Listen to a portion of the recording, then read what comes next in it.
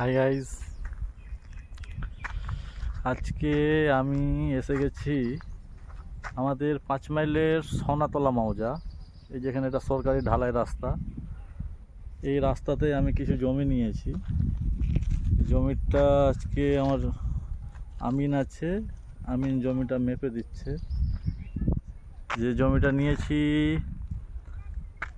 সেখানে আমি ছোট ছোট আমের গাছগুলো লাগিয়ে দিয়েছি। আপনাদেরকে আমের গাছগুলো দেখাচ্ছি, যেহেতু বড় আমের গাছগুলো খারাপ হয়ে গেছিলো, ফল দিচ্ছিল না, বলে ছোট গাছগুলো লাগানো গেছে। আপনাদেরকে গাছগুলো দেখাচ্ছি।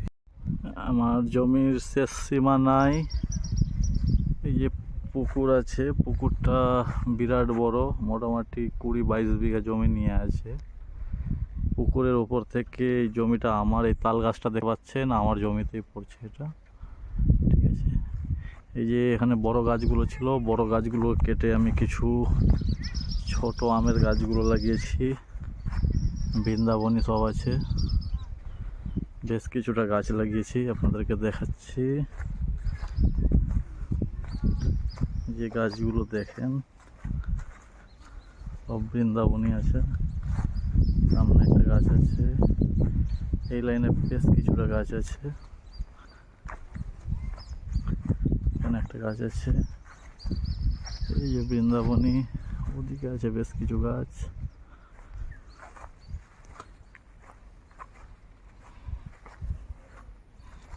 পাশের গাছগুলো অন্যজনের, আম ভালো ধরেছে গাছে,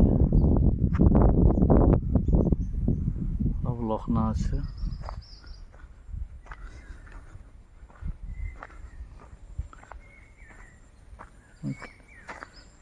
মোটামুটি আমরা 1 বিঘাতে 20টা গাছ লাগিয়েছি আমের। গাছগুলো দেখেন, আপনারাও গাছ কাটবেন না। যদি একটা গাছ কাটেন তার বদলে আপনি 4টা গাছ লাগান। আমি এখানে 4টা গাছ কেটেছিলাম, তার বদলে 20টা গাছ লাগালাম। এটা মেন রাস্তা, ঢালাই সরকারি। দেখেন পাশের বড় বাগানগুলোতে প্রচুর আম ধরেছে।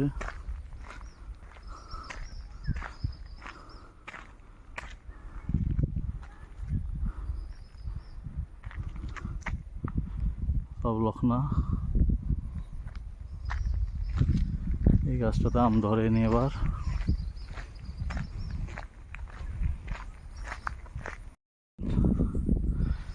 আপনারা ভাবতে পারছেন এই গাছের বয়স হলো, এটা আম্রপল্লী। গাছের বয়স হলো 1 বছর। 1 বছরে গাছে আম দেখেন, এই দেখেন গাছটা, এই গাছটা দেখেন, 1 বছরে আম ধরে নিয়েছে। বর্ষাতে লাগানো গেছে গাছটা। আপনাদেরকে 2 বছরের গাছটা দেখাচ্ছে, একটা 2 বছর আগে লাগানো গেছিল গাছ। এই গাছটি 2 বছর আগে লাগানো গেছিল। গাছটা দেখেন বাঁশ লাগায় আছে। আমগুলো দেখেন, প্রচুর আম ধরেছে এই ছোট্ট গাছে।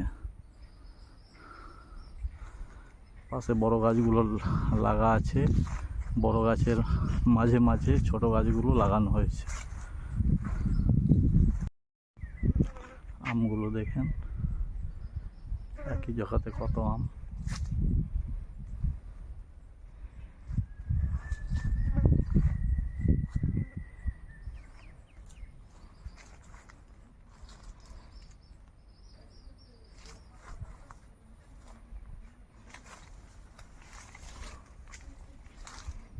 প্রচুর আম ধরেছে লখনৌতে।